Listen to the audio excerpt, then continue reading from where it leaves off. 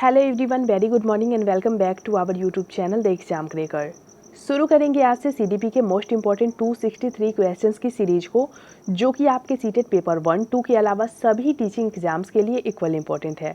जैसा कि आप सभी को पता है कि सीबीएसई ने सीटेट एग्जाम की डेट को क्लियर कर दिया है और 31 जनवरी को आप लोगों के एग्जाम होने हैं। तो ऐसे में आप लोगों को अपनी अपनी तैयारी को और भी बेहतर करने की ज़रूरत है।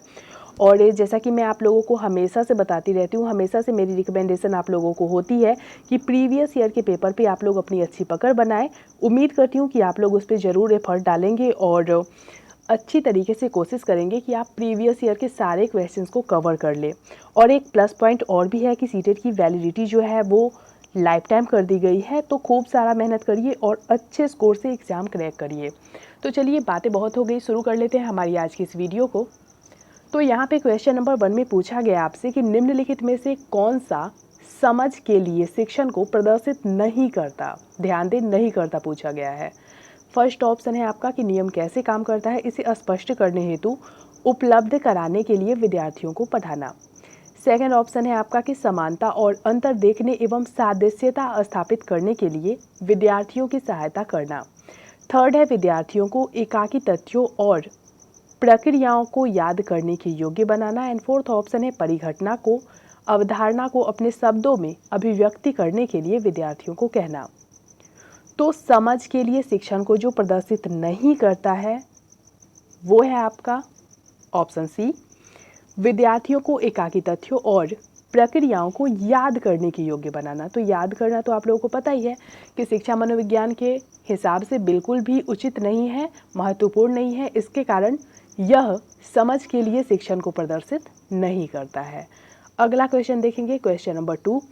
शिक्षार्थी जो पहले सीख चुके हैं उसकी पुनरावृत्ति और प्रत्यास्मरण में शिक्षार्थियों की मदद करना महत्वपूर्ण है, क्योंकि फर्स्ट ऑप्शन है नई जानकारी को पूर्व जानकारी से जोड़ना सीखने को समृद्ध बनाता है। सेकंड है पूर्व पाठों को दोहराने का यह प्रभावी तरीका है।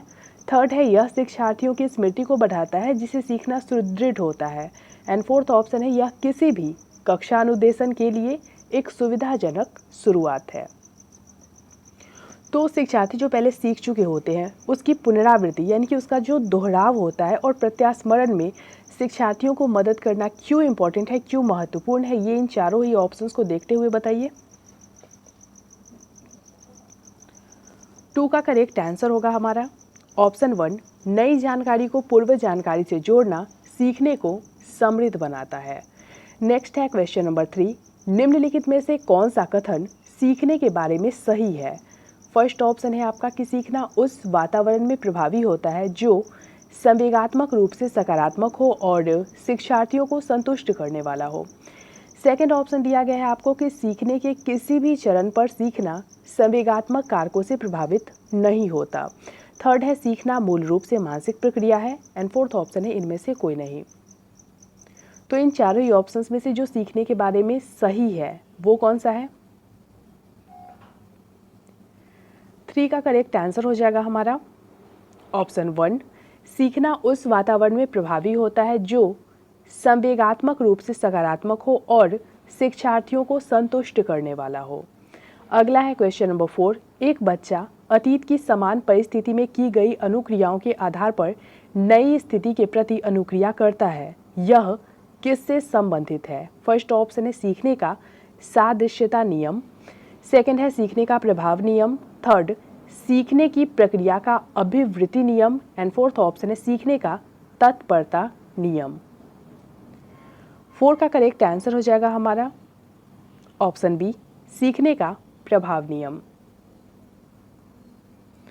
नेक्स्ट है क्वेश्चन नंबर 5, सीखना समृद्ध हो सकता है यदि।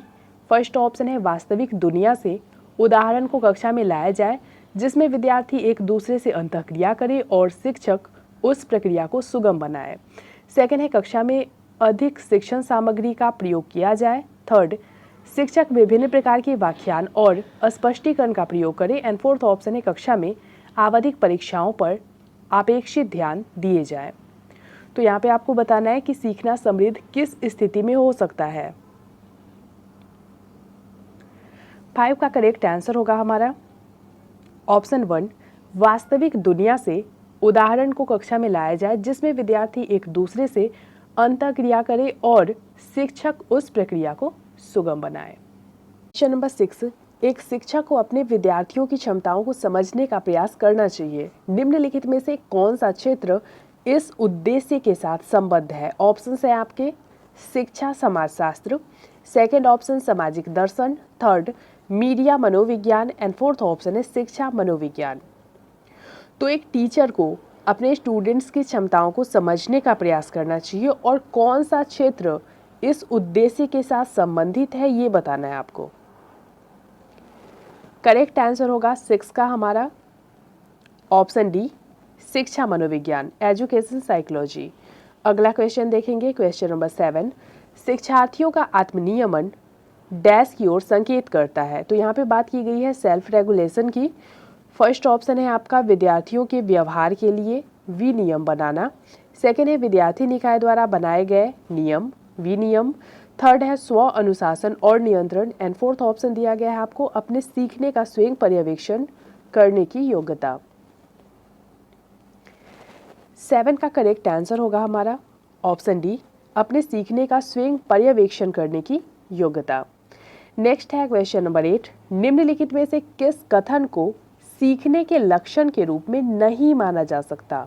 ऑप्शन है आपके सीखना कुछ ऐसी चीज है जो कुछ अनुभवों के परिणाम स्वरूप घटित होती है, सेकंड ऑप्शन है व्यवहार का अध्ययन सीखना है, थर्ड है अन अधिगम भी सीखने का हिस्सा है एंड फोर्थ ऑप्शन है सीखना एक प्रक्रिया है जो व्यवहार में मध्यस्थता करती है।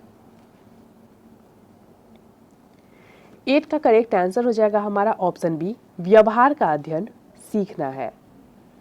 नेक्स्ट है क्वेश्चन नंबर 9, सिद्धांत के रूप में रचनावाद फर्स्ट ऑप्शन है दुनिया के बारे में अपना दृष्टिकोण निर्मित करने में शिक्षार्थी की भूमिका पर बल देता है, सेकेंड ऑप्शन है आपका कि सूचनाओं को याद करने और पुनः स्मरण द्वारा जांच करने पर बल देता है, थर्ड शिक्षण का प्रभुत्वशाली भूमिका पर बल देता है एंड फोर्थ ऑप्शन है अनुकरण की भूमिका पर केंद्रित है। तो सिद्धांत के रूप में रचनावाद जो है वो किस प्रकार का है ये बताइए। 9 का करेक्ट आंसर होगा हमारा ऑप्शन 1, सिद्धांत के रूप में रचनावाद दुनिया के बारे में अपना दृष्टिकोण निर्मित करने में शिक्षार्थी की भूमिका पर बल देता है। अगला क्वेश्चन पूछा गया आपसे क्वेश्चन नंबर 10, विशेष रूप से प्राथमिक स्तर के विद्यार्थियों के सीखने संबंधी समस्याओं को संबोधित करने का सबसे बेहतर तरीका है। फर्स्ट ऑप्शन है अक्षमता के अनुरूप विभिन्न शिक्षण पद्धतियों का प्रयोग करना, सेकेंड ऑप्शन है महंगी और चमकदार सहायक सामग्री का प्रयोग करना, थर्ड है सरल और रोचक पाठ्य पुस्तकों का प्रयोग करना एंड फोर्थ ऑप्शन है कहानी कथन पद्धति स्टोरी टेलिंग मेथड का प्रयोग करना। क्वेश्चन नंबर 10 का करेक्ट आंसर होगा हमारा ऑप्शन 1, विशेष रूप से प्राइमरी लेवल के स्टूडेंट्स के सीखने संबंधी समस्याओं को संबोधित करने का जो सबसे बेहतर तरीका होगा हमारा वो होगा अक्षमता, यानी कि उनकी जिस तरीके की प्रॉब्लम है उसके अनुरूप विभिन्न शिक्षण पद्धतियों का प्रयोग करना। नेक्स्ट है क्वेश्चन नंबर 11, निम्न में से कौन से कथन को सीखने की प्रक्रिया की विशेषता नहीं मानना चाहिए? फर्स्ट ऑप्शन है आपका कि शैक्षिक संस्थान ही एकमात्र स्थान है जहां अधिगम प्राप्त होता है, सेकंड है सीखना एक व्यापक प्रक्रिया है, थर्ड सीखना लक्ष्योन्मुखी होता है एंड फोर्थ ऑप्शन है अन अधिगम भी सीखने की प्रक्रिया है। 11 का करेक्ट आंसर हो जाएगा हमारा ऑप्शन 1, शैक्षिक संस्थान ही एकमात्र स्थान है जहां अधिगम प्राप्त होता है। अगला क्वेश्चन देखेंगे क्वेश्चन नंबर 12, सीखने के अंतर्दृष्टि सिद्धांत को निम्नलिखित में से किसने बढ़ावा दिया? फर्स्ट ऑप्शन है गेस्टाल्ट सिद्धांतवादी, सेकंड ऑप्शन है पेवलोव। तो यहाँ पे यदि आपको इन दोनों ही ऑप्शंस में से चूज करने पड़े 50-50 कर दिया जाए आपको, तो करेक्ट आंसर जो होगा 12 का हमारा वो हो जाएगा ऑप्शन 1, गेस्टाल्ट सिद्धांतवादी। क्वेश्चन नंबर 13, अधिगम के प्रक्रम में अभिप्रेरणा फर्स्ट ऑप्शन है सीखने वालों की स्मृति को तेज बनाता है, सेकंड है पुराने अधिगम से नए अधिगम को विभेदित करता है, थर्ड ऑप्शन दिया गया है आपको कि एक दिशीय रूप से सोचने में सीखने वालों को प्रस्तुत करता है एंड फोर्थ ऑप्शन है नए सीखने वालों में अधिगम के लिए रुचि का सृजन करता है। तो सीखने की जो प्रक्रिया होती है, अधिगम का जो प्रक्रम होता है, उसमें अभिप्रेरणा किस तरीके से सहायता करती है, ये बताइए। 13 का करेक्ट आंसर होगा हमारा ऑप्शन डी, नए सीखने वालों में अधिगम के लिए रुचि का सृजन करता है। नेक्स्ट है क्वेश्चन नंबर 14, बचपन के सांप्रतिक दृष्टिकोण की मान्यता है। फर्स्ट ऑप्शन है बहुत तरीके से बच्चे वयस्कों के बराबर होते हैं। सेकंड है बच्चों को युवा प्राप्त वयस्कों के रूप में सबसे अच्छा माना जाता है। थर्ड है बचपन आधारित रूप से प्रतीक्षा अवधि वेटिंग पीरियड है। एंड फोर्थ ऑप्शन है बचपन वृद्धि एवं परिवर्तन की एक अनूठी अवधि है। 14 का करेक्ट आंसर होगा हमारा ऑप्शन डी, बचपन वृद्धि एवं परिवर्तन की एक अनूठी अवधि है। अगला क्वेश्चन देख लेते हैं, क्वेश्चन नंबर 15, अल्पवयस्क बच्चों के अधिगम प्रक्रम में अभिभावकों की भूमिका होनी चाहिए। फर्स्ट ऑप्शन है निषेधात्मक, सेकंड अग्र सक्रिय, थर्ड संवेदनात्मक एंड फोर्थ ऑप्शन है उदासीन। यह क्वेश्चन सीटेट के अलावा कई सारे टेट एग्जाम्स और अदर टीचिंग एग्जाम्स में पूछे गए हैं। बहुत ही ज़्यादा इंपॉर्टेंट है आपके टीचिंग एग्जाम्स की तैयारी के लिए। अच्छे से सोच के जवाब दीजिए इसका कि सही उत्तर क्या होगा। 15 का करेक्ट आंसर होगा हमारा ऑप्शन बी, अग्र सक्रिय। कहीं कहीं आपको यहाँ पे अग्र सक्रिय की जगह अग्रोन्मुखी भी दिख जाएगा, तो डाउट नहीं करना है, दोनों सेम मीनिंग में ही आएंगे, तो आप उसे बेहिचक टिक कर सकते हो। अगला क्वेश्चन पूछा गया आपसे, क्वेश्चन नंबर 16, बच्चा किस प्रकार सीखता है। फर्स्ट ऑप्शन है पुस्तकें पढ़कर, सेकेंड है परिचर्चा द्वारा, थर्ड प्रश्न पूछकर एंड फोर्थ ऑप्शन है कई प्रकार से। तो मुझे नहीं लगता इसमें कुछ भी डाउट करने जैसा है। तो 16 का जो करेक्ट आंसर होगा हमारा वो हो जाएगा ऑप्शन डी, क्योंकि बच्चे जो होते हैं वो कई प्रकार से सीखते हैं, पुस्तकें पढ़ के, परिचर्चा द्वारा, प्रश्न पूछ के, अनुकरण करके, और भी कई सारे तरीके होते हैं उनके सीखने के। अगला है क्वेश्चन नंबर 17, निम्न में सर्वोत्तम कौन सा है। एक अच्छा अध्यापक, फर्स्ट ऑप्शन है अध्यापन के लिए व्याख्यान विधि का प्रयोग करता है, सेकेंड है प्रायः प्रदर्शन के माध्यम से सिखाता है, थर्ड विद्यार्थियों को सदैव सीखने के लिए प्रेरित करता है एंड फोर्थ ऑप्शन है विद्यार्थियों को सदैव अनुशासन में रखता है। तो आपके दृष्टिकोण से एक अच्छे टीचर के लिए, एक बहुत ही अच्छे टीचर के लिए जो गुण होने चाहिए वो इन चारों ही ऑप्शंस को देखते हुए बताइए। 17 का करेक्ट आंसर होगा हमारा ऑप्शन सी, विद्यार्थियों को सदैव सीखने के लिए प्रेरित करता हो। अगला है क्वेश्चन नंबर 18, एक अध्यापक की दृष्टि में कौन सा कथन सर्वोत्तम है। फर्स्ट ऑप्शन है प्रत्येक बच्चा सीख सकता है, सेकंड है कुछ बच्चे सीख सकते हैं, थर्ड अधिकतर बच्चे सीख सकते हैं एंड फोर्थ ऑप्शन दिया गया आपको बहुत कम बच्चे सीख सकते हैं। तो एक टीचर होने के नाते उनमें आत्मविश्वास होना चाहिए कि वो प्रत्येक बच्चे को सिखा सकते हैं और बच्चों पे भी उन्हें विश्वास व्यक्त करना चाहिए कि हर बच्चा, प्रत्येक बच्चा सीख सकता है। इसलिए 18 का जो करेक्ट आंसर हो जाएगा हमारा वो हो जाएगा ऑप्शन 1, प्रत्येक बच्चा सीख सकता है। क्वेश्चन नंबर 19 में पूछा गया आपसे कि सीखने की प्रक्रिया में विद्यार्थी द्वारा की गई त्रुटियों के संबंध में आपकी दृष्टि में निम्न में से कौन सा कथन सर्वोत्तम है, यानी कि सबसे अच्छा है। फर्स्ट ऑप्शन है आपका कि विद्यार्थियों को कभी भी त्रुटियां नहीं करनी चाहिए, यहाँ पे प्रिंटिंग मिस्टेक है, सभी भी नहीं होगा, कभी भी त्रुटियां नहीं करनी चाहिए। सेकंड है त्रुटियां अधिगम प्रक्रिया का भाग है, थर्ड विद्यार्थी की लापरवाही के कारण त्रुटियां होती है एंड फोर्थ ऑप्शन है कभी कभी विद्यार्थी त्रुटियां कर सकते हैं। तो सीखने की जो प्रक्रिया होती है उसमें किसी भी इंसान से गलतियां होती है, तो यहाँ पे बात की गई है विद्यार्थियों द्वारा की गई त्रुटियों के संबंध में। तो आपके नज़र में इन चारों ही ऑप्शंस में से जो बेस्ट है वो कौन सा है। 19 का करेक्ट आंसर होगा हमारा ऑप्शन बी, त्रुटियां अधिगम प्रक्रिया का भाग है। सीखने की प्रक्रिया में अभ्यास जो है वो आता ही है और वो एक अधिगम प्रक्रिया या फिर किसी भी चीज़ को सीखने का एक भाग माना जा सकता है। इसलिए त्रुटियां जो है, गलतियां जो है वो हम सीखते टाइम करते हैं, इसलिए त्रुटियां जो है वो हमारी अधिगम प्रक्रिया का एक हिस्सा है, एक भाग है। अगला है क्वेश्चन नंबर 20, एक कॉलेज जाने वाली लड़की ने फर्श पर कोट फेंकने की आदत डाल ली है। लड़की की माँ ने उससे कहा कि कमरे से बाहर जाओ और कोट को खूंटी पर टांगो। लड़की अगली बार घर में प्रवेश करती है, कोट को हाथ पर रखकर अलमारी की तरफ जाकर कोट को खूंटी पर टांग देती है। यह उदाहरण है ऑप्शन है आपके श्रृंखलागत अधिगम का, सेकंड है उद्दीपन अनुक्रिया अधिगम का, थर्ड प्रतत्य अधिगम का एंड फोर्थ ऑप्शन है उपर्युक्त सभी का। तो यहाँ पे बात की गई है एक ऐसी कॉलेज जाने वाली लड़की के बारे में जो कि जब वापस आती है कॉलेज से तो वो फर्श पे फेंक देती है अपने कोट को। तो जब लड़की की माँ उससे बोलती है कि कमरे के बाहर जाओ और कोट को खूंटी पे टांग दो, तो अगली बार नेक्स्ट टाइम जब लड़की घर में प्रवेश करती है तो कोट को हाथ पर रखकर अलमारी की तरफ जाकर उसको खूंटी पे टांग देती है। तो ये किस टाइप का एग्जाम्पल है, ये इन चारों ही ऑप्शंस को देखते हुए बताइए। 20 का करेक्ट आंसर होगा हमारा ऑप्शन 1 श्रृंखलागत अधिगम का। नेक्स्ट है क्वेश्चन नंबर 21। अधिगम को प्रभावित करने वाला व्यक्तिगत कारक है। फर्स्ट ऑप्शन है संचार के संचार, थर्ड है समवयस्क समूह, थर्ड अध्यापक एंड फोर्थ ऑप्शन है परिपक्वता एवं आयु। 21 का करेक्ट आंसर होगा हमारा ऑप्शन डी परिपक्वता एवं आयु। क्वेश्चन नंबर 22 में पूछा गया आपसे कि अधिगम निर्योग्यता लर्निंग डिसेबिलिटी के लक्षण है।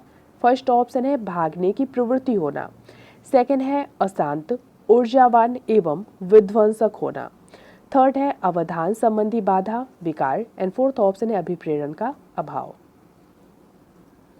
तो यहाँ पे आपसे पूछा गया है लर्निंग डिसेबिलिटी यानी कि अधिगम निर्योग्यता के बारे में, जिसमें कि आपका डिसलेक्सिया डिस्ग्राफिया ये सब आते हैं। तो ये सब अवधान संबंधी बाधा या फिर विकार की श्रेणी में आते हैं। इसलिए 22 का जो करेक्ट आंसर होगा हमारा वो हो जाएगा ऑप्शन सी। क्वेश्चन नंबर 23 रचनात्मक लेख का नियोजन होना चाहिए।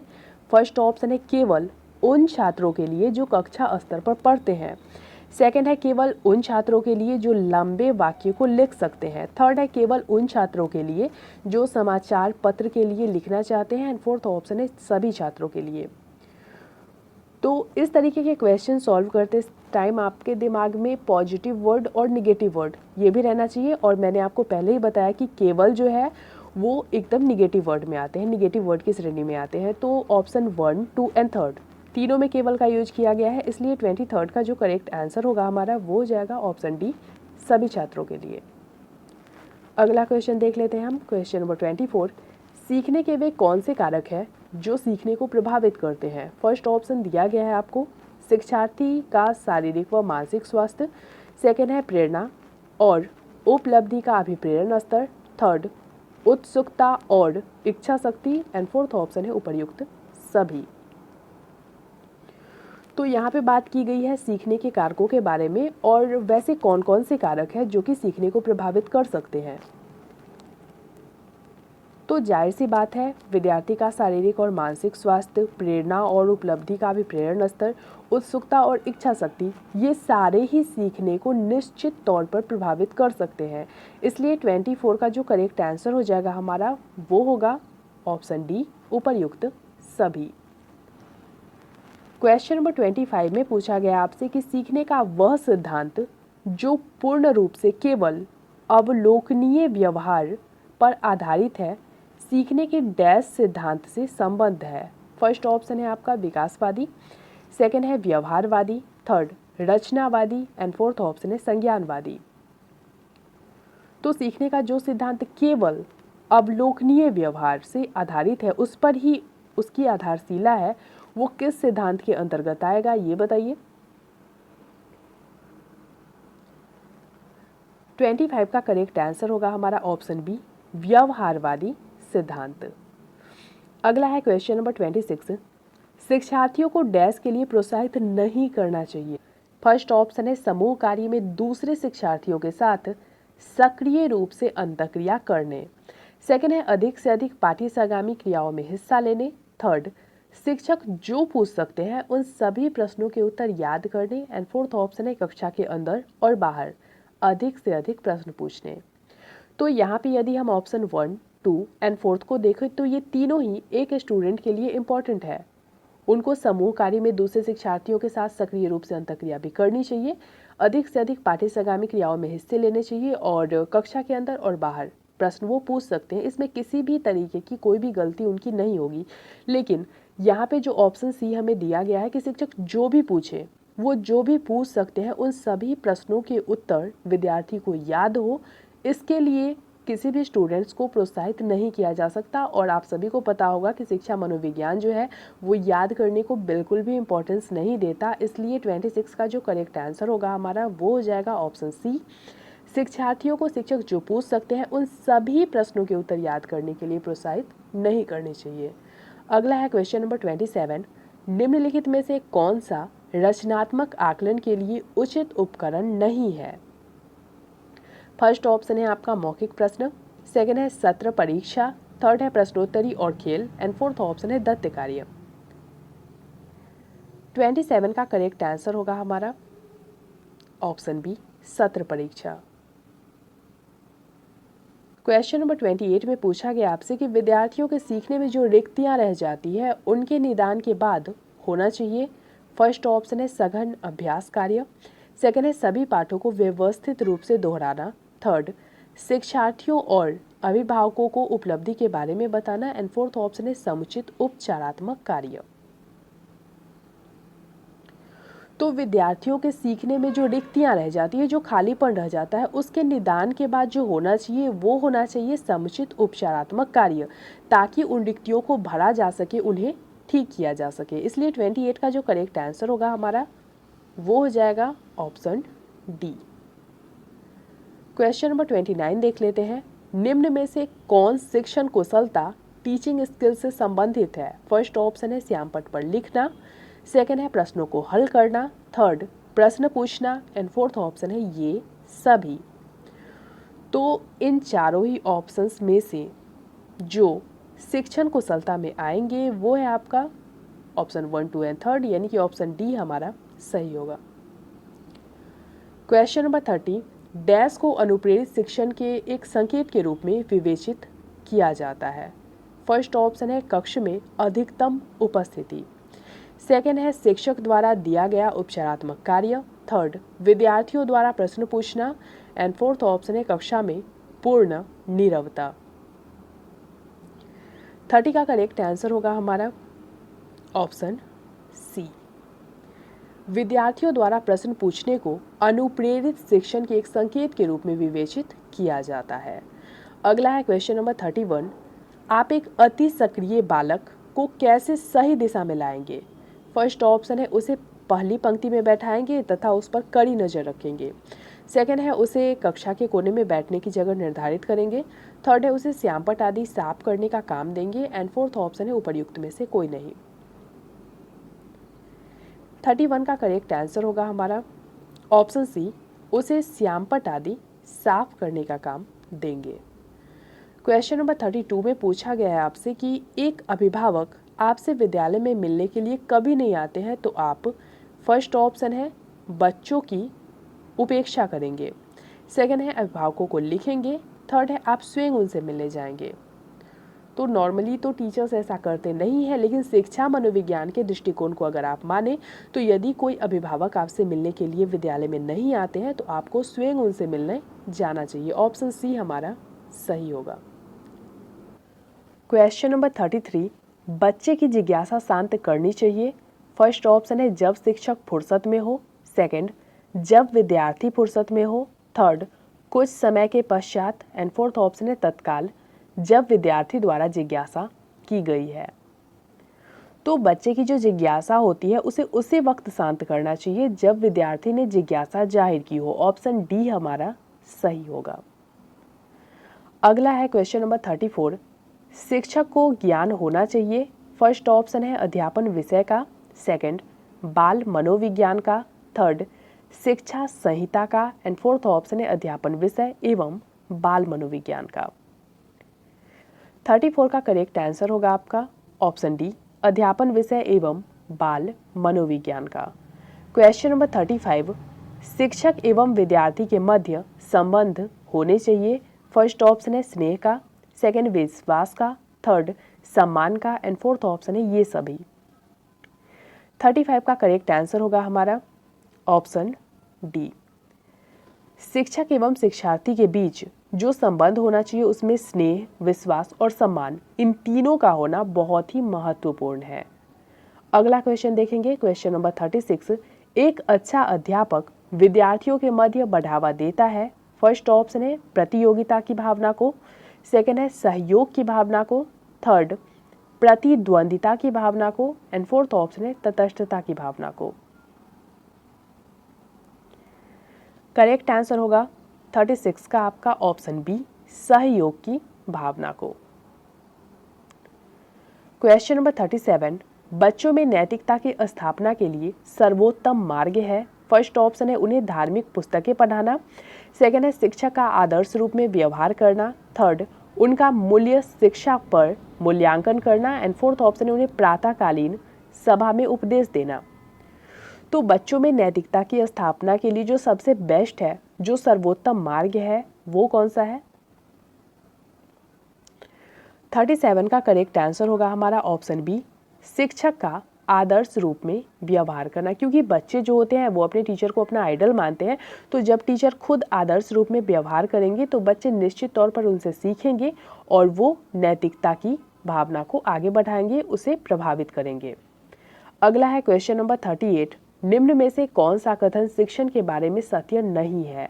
फर्स्ट ऑप्शन है शिक्षण में सुधार किया जा सकता है, सेकेंड है शिक्षण औपचारिक एवं अनौपचारिक है, थर्ड शिक्षण विज्ञान के साथ साथ कला भी है, एंड फोर्थ ऑप्शन है शिक्षण अनुदेशन है। तो इन चारों ही ऑप्शंस में से जो शिक्षण के बारे में सत्य नहीं है वो है आपका ऑप्शन डी, शिक्षण अनुदेशन है। क्वेश्चन नंबर 39 में पूछा गया आपसे कि निम्न में से कौन सा व्यवहार भावनात्मक बाधा को प्रदर्शित नहीं करता है? फर्स्ट ऑप्शन है बाल अपराध, सेकेंड है कमजोरों को डराने वाला, थर्ड है भगोड़ापन, एंड फोर्थ ऑप्शन है स्वलीनता। तो इन चारों ही ऑप्शंस में से जो व्यवहार भावनात्मक बाधा को प्रदर्शित नहीं करता है वो है आपका ऑप्शन डी, स्वलीनता। नेक्स्ट है क्वेश्चन नंबर 40। आपकी कक्षा के कुछ छात्र अति मेधावी है, आप उन्हें किस तरह पढ़ाएंगे? फर्स्ट ऑप्शन है कक्षा के साथ, सेकंड है उच्च कक्षा के साथ, थर्ड स्मृतिकरण कार्यक्रमों के द्वारा, एंड फोर्थ ऑप्शन है जब वे चाहे। तो आपकी कक्षा में कुछ ऐसे स्टूडेंट हैं जो अति मेधावी है, तो उनको पढ़ाने के लिए आप क्या करेंगे और इन चारों ही ऑप्शंस में से आपको क्या बेस्ट लगता है वो बताइए। करेक्ट आंसर होगा 40 का हमारा ऑप्शन सी, स्मृतिकरण कार्यक्रमों के द्वारा। अगला है क्वेश्चन नंबर 41। आप एक कक्षा में शिक्षक के तौर पर छात्रों को प्रेरित करते हैं। फर्स्ट ऑप्शन है निर्देश निर्धारित कर, सेकंड है श्यामपट्ट का प्रयोग कर, थर्ड दृष्टांत यानी कि जो आप दिखा सकते हो उस तरीके के उदाहरण के द्वारा, एंड फोर्थ ऑप्शन है छात्रों की सक्रिय भागीदारी द्वारा। 41 का करेक्ट आंसर होगा हमारा ऑप्शन डी, छात्रों की सक्रिय भागीदारी द्वारा। क्वेश्चन नंबर 42 में पूछा गया आपसे कि यह कहा जाता है कि शिक्षक को साधन संपन्न होना चाहिए। इसका अर्थ है फर्स्ट ऑप्शन है उसके पास पर्याप्त मात्रा में पैसा और संपत्ति होनी चाहिए ताकि वह ट्यूशन न पढ़ाए, सेकंड है उसका उच्च अधिकारियों से संपर्क होना चाहिए ताकि कोई उसे हानि न पहुंचाए, थर्ड उसे पर्याप्त ज्ञान होना चाहिए ताकि छात्रों की समस्याओं को हल कर सके, एंड फोर्थ ऑप्शन है उनकी छात्रों के बीच अच्छी पैठ होनी चाहिए ताकि अधिकरण उसके विरुद्ध कोई कार्यवाही न करे। तो एक टीचर को साधन संपन्न किस स्थिति में माना जाएगा वो बताना है आपको इन चारों ही ऑप्शंस को देखते हुए। 42 का करेक्ट आंसर होगा हमारा ऑप्शन सी, एक टीचर को साधन संपन्न तब माना जाएगा जब उसे पर्याप्त ज्ञान हो ताकि वो अपने विद्यार्थियों की समस्याओं को हल कर सके। अगला है क्वेश्चन नंबर 43। निम्नलिखित में से कौन सी विशेषता आंतरिक रूप से अभिप्रेरित बच्चों के लिए सही नहीं है? फर्स्ट ऑप्शन दिया गया है आपको कि उन्हें कार्य करने में आनंद आता है, सेकंड है वे कार्य करते समय उच्च स्तर की ऊर्जा प्रदर्शित करते हैं, थर्ड वे चुनौती भरे कार्यों को पसंद करते हैं, एंड फोर्थ ऑप्शन है वे हमेशा सफल होते हैं।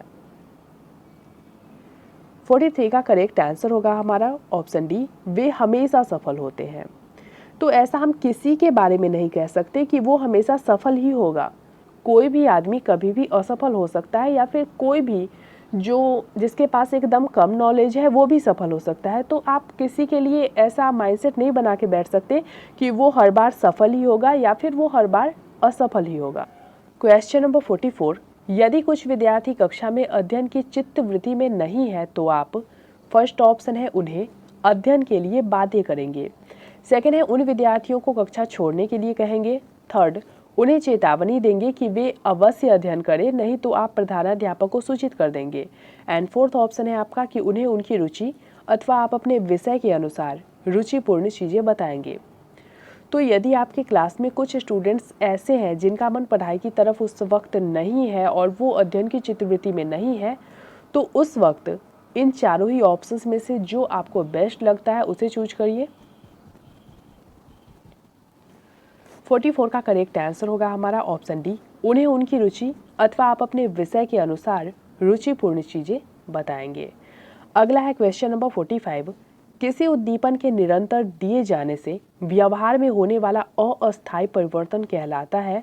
फर्स्ट ऑप्शन है अभ्यस्तता, सेकंड है अधिगम, थर्ड अस्थायी अधिगम, एंड फोर्थ ऑप्शन है अभिप्रेरण। 45 का करेक्ट आंसर होगा हमारा ऑप्शन वन, अभ्यस्तता यानी कि प्रशिक्षित। अगला है क्वेश्चन नंबर 46, मानसिक रूप से स्वस्थ अध्यापक की विशेषता क्या है। फर्स्ट ऑप्शन है वह संवेदनात्मक रूप से संतुलित है, सेकंड है उसे अपने विषय का गहन ज्ञान है, थर्ड वह अत्यधिक संवेदनशील है, एंड फोर्थ ऑप्शन है उसे सख्त अनुशासन पसंद है। तो जो टीचर मानसिक रूप से स्ट्रांग होते हैं, स्वस्थ होते हैं, उनकी क्या विशेषता हो सकती है ये बताइए। 46 का करेक्ट आंसर होगा ऑप्शन वन, वह संवेदनात्मक रूप से संतुलित होते हैं। अगला है क्वेश्चन नंबर 47, संज्ञानात्मक विकास का अर्थ है। फर्स्ट ऑप्शन है अभियोग्यता का विकास, सेकंड बच्चे का विकास, थर्ड शारीरिक कौशल का विकास, एंड फोर्थ ऑप्शन है व्यक्तिगत विकास। 47 का करेक्ट आंसर होगा हमारा ऑप्शन वन, संज्ञानात्मक विकास का अर्थ अभियोग्यता के विकास से है। क्वेश्चन नंबर 48, शिक्षा का किंडरगार्टन पद्धति का प्रतिपादन किया। फर्स्ट ऑप्शन है टीपी नन ने, सेकंड स्पेंसर ने, थर्ड फ्रॉबेल ने, एंड फोर्थ ऑप्शन है मॉन्टेसरी ने। ये सभी क्वेश्चन बहुत ही ज़्यादा इंपॉर्टेंट है, तो अच्छे से देखिए इन क्वेश्चंस को, समझिए और इनके उत्तर सही सही देने की कोशिश करिए। 48 का करेक्ट आंसर होगा हमारा ऑप्शन सी, फ्रॉबेल ने। क्वेश्चन नंबर 49 में पूछा गया आपसे कि पुरस्कार एवं दंड है। फर्स्ट ऑप्शन है सकारात्मक प्रेरक, सेकंड है स्वाभाविक प्रेरक, थर्ड कृत्रिम प्रेरक, एंड फोर्थ ऑप्शन है अर्जित प्रेरक। 49 का करेक्ट आंसर होगा हमारा ऑप्शन सी, कृत्रिम प्रेरक। क्वेश्चन नंबर 50, सकारात्मक दंड पॉजिटिव पनिशमेंट का निम्न में से कौन सा उदाहरण है। फर्स्ट ऑप्शन है मित्रों के द्वारा उपहास, सेकंड है मित्रों के साथ समय बर्बाद करना, थर्ड मीन मेक निकालना बंद करना, एंड फोर्थ ऑप्शन है उपर्युक्त सभी। तो इन चारों ही ऑप्शंस में से जो सकारात्मक दंड पॉजिटिव पनिशमेंट के उदाहरण के तौर पर आप देखते हैं वो कौन सा है। 50 का करेक्ट आंसर होगा हमारा ऑप्शन वन, मित्रों के द्वारा उपहास यानी कि मजाक उड़ाना। अगला है क्वेश्चन नंबर 51, 5 वर्ष का राजू अपनी खिड़की के बाहर तूफान को देखता है, बिजली चमकती है और कड़कने की आवाज आती है, फिर कुछ देर शांति के पश्चात बिजली कड़कती है। राजू बिजली की गर्जना सुनकर उछलता है। राजू का उछलना निम्नलिखित में से सीखने के किस सिद्धांत का उदाहरण है। फर्स्ट ऑप्शन है आपका शास्त्रीय अनुबंधन, सेकेंड है क्रिया प्रसूत अनुबंधन, थर्ड प्रयत्न एवं भूल, एंड फोर्थ ऑप्शन है इनमें से कोई नहीं। 51 का करेक्ट आंसर होगा हमारा ऑप्शन वन, शास्त्रीय अनुबंधन। क्वेश्चन नंबर 52 में पूछा गया आपसे कि निम्न में से कौन सा कथन अभिप्रेरण एक प्रक्रिया के संदर्भ में उपयुक्त नहीं है। फर्स्ट ऑप्शन है यह व्यक्ति को लक्ष्य की ओर ले जाता है, सेकंड है यह व्यक्ति की शारीरिक अवस्थाओं की संतुष्टि करता है, थर्ड यह मनोवैज्ञानिक आकांक्षा को प्राप्त करने में सहायता करता है, एंड फोर्थ ऑप्शन है यह व्यक्ति को अप्रिय स्थिति से दूर रखता है। तो इन चारों ही ऑप्शंस में से जो अभिप्रेरण या फिर अभिप्रेरणा की प्रक्रिया के संदर्भ में सही नहीं है, उपयुक्त नहीं है, वो है आपका ऑप्शन सी। यह मनोवैज्ञानिक आकांक्षा को प्राप्त करने में सहायता करते हैं। अगला क्वेश्चन है आपका क्वेश्चन नंबर 53। विद्यार्थियों की अभिवृत्तियों में परिवर्तन के लिए निम्न में से किस विधि का प्रयोग अध्यापक को नहीं करना चाहिए? फर्स्ट ऑप्शन है दबाव से किसी बात या विचार के लिए राजी करना। सेकंड है किसी विचार को दोहराना अथवा दृढ़तापूर्वक व्यवहार। थर्ड, किसी प्रशंसनीय व्यक्ति द्वारा समर्थन एवं स्वीकृति। एंड फोर्थ ऑप्शन है संदेश के साथ साहचर्य स्थापित करना। 53 का करेक्ट आंसर हो जाएगा हमारा ऑप्शन 1, दबाव से, यानी कि उन्हें प्रेशराइज करके फोर्सफुली किसी भी बात या फिर विचार के लिए राजी करना। क्वेश्चन नंबर 54 में पूछा गया आपसे कि बाह्य अभिप्रेरणा में समावेशित किया जाएगा। फर्स्ट है प्रशंसा एवं दोषारोपण, सेकंड प्रतिद्वंदिता, थर्ड पुरस्कार एवं दंड, एंड फोर है परिणाम का ज्ञान। इनमें से यहाँ पे इस प्रश्न का उत्तर आपको कूट के माध्यम से देना है। तो यहाँ पे फर्स्ट ऑप्शन दिया गया है आपको 1 एंड 2, सेकंड है 1, 2 एंड थर्ड ऑप्शन है केवल 2, एंड फोर्थ ऑप्शन है ये सभी। तो ऊपर जिन भी चीज़ों का जिक्र किया गया है वो सभी बाह्य अभिप्रेरणा के अंतर्गत आएंगे, इसलिए करेक्ट आंसर होगा हमारा ऑप्शन डी, ये सभी। क्वेश्चन नंबर 55 में पूछा गया आपसे कि क्रिस्टीना अपनी कक्षा को क्षेत्र भ्रमण पर ले जाती है और वापस आने पर विद्यार्थियों के साथ भ्रमण पर चर्चा करती है। वह डैश की ओर संकेत करता है। फर्स्ट ऑप्शन है सीखने के लिए आकलन, सेकंड है आकलन के लिए सीखना, थर्ड आकलन का सीखना, एंड फोर्थ ऑप्शन है सीखने का आकलन। 55 का करेक्ट आंसर होगा हमारा ऑप्शन 1, सीखने के लिए आकलन। तो हमारी आज की इस वीडियो को यहीं पे फिनिश करते हैं। अभी हमने सीडीपी के 55 क्वेश्चन सॉल्व किए। आपको अगर ये वीडियो अच्छी लगी हो तो प्लीज़ लाइक कमेंट के थ्रू जरूर बताइएगा और शेयर भी जरूर करिएगा अपने वैसे फ्रेंड्स के साथ जो सीटेट या फिर किसी अदर टीचिंग एग्जाम्स की तैयारी कर रहे हैं। मिलते हैं हमारे नए वीडियो में, तब तक के लिए पढ़ते रहिए, बढ़ते रहिए।